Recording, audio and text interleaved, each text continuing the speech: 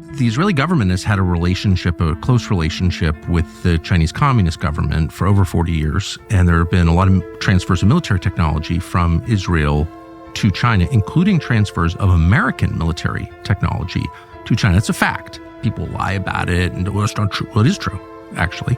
And I don't think that's widely known. I mean, the Chinese help operate the port of Haifa, one of the most beautiful ports in the world. Wonderful place. But yeah, they're in the port of Haifa. So how is it that the main recipient of American support, both financial and moral and legal, and all the things that we have done for our closest ally, how is it that that country is materially supporting our main global adversary, a country really described by the Trump administration as an enemy? Okay, that's their posture toward, China's an enemy. And our military technology is going to Israel and then winding up in China? That's a fact? Like how? I don't think most people know that.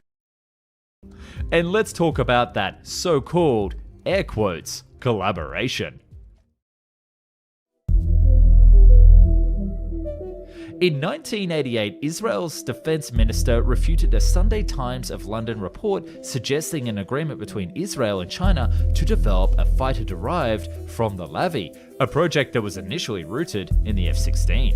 Apparently, detailed development design documentation of the Lavi was handed over to China to help them develop their next generation aircraft, the J-10. And funny, this story might have just ended there as a rumor, if not for a third party agreeing to it.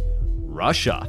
That's right, in 2006, Russian engineers speculated that the J-10 bore resemblance to the Lavi, describing it as more or less a version with a blend of foreign technology and design methods acquired from various sources.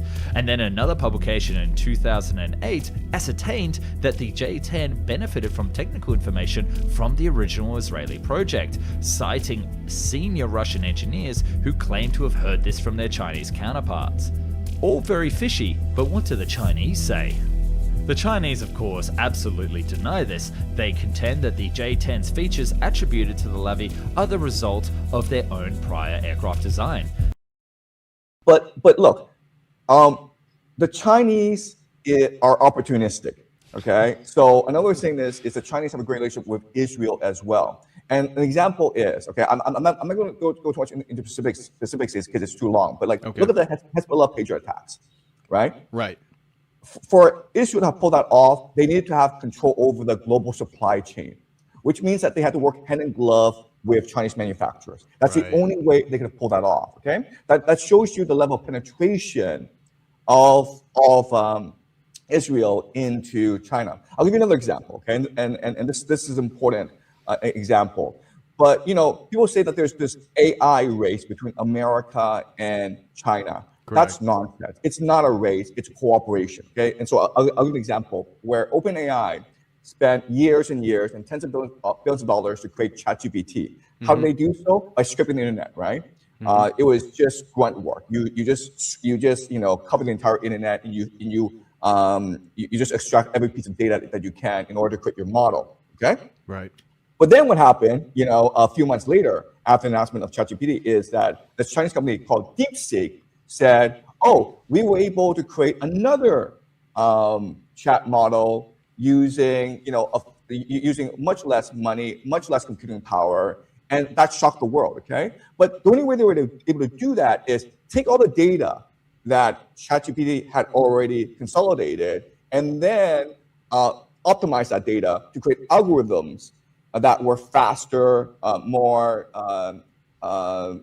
which cost less energy, okay? So in other words, they're not in competition with each other. They're working with each other, okay? So in other words, the people behind ChatGPT, OpenAI, and the people behind DeepSeek are the same people. And where are they based? They're probably based in Israel. Okay? Right. So that's the grand geopolitical picture. So this idea of a U.S.-China war, it's all nonsense. And we know because, I'll give you a very clear example. If these two nations are at war, why has Hollywood not produced a movie where China is the antagonist? Right. This has never happened. Exactly. That's kind of strange. It is right? true, right. In the 1980s, you had this stupid movie called Red Dawn. You don't have that in America. And in fact, they tried to make a Red Dawn movie with China as the antagonist, the villain, and they had to cancel it. And they had to make North Korea the villain in order to enter the global market. Okay, so this talk of this U.S.-China rivalry is overhyped. China is not a threat to the United States. In fact, you can make the argument, okay, and I would make the argument, in many ways, that China is a colony of the American empire. And and I mean, it's a very complicated situation. Okay. When you make that argument, are you talking about some of the Western funding behind the Cultural Revolution and Mao, all the way from that period forward, or more the capitalist involvement and the corporation relationships now, and the sort of quasi, the CCP, people call it communist. I've been to China. I studied there in 2 summers. It's very much capitalistic. It's not this communism that, that people think the Soviet Union. It's very, very different than that. Look, I would make it even more simpler. I would just say the children, families, wealth of the elite in China, the people who control China, where are their children? Where are their families? Where is their wealth based? Where have they transferred their wealth? And that tells you who they work for. Okay. I see. Yeah, great. I would make it even more simpler than that. That very simple yet to the point.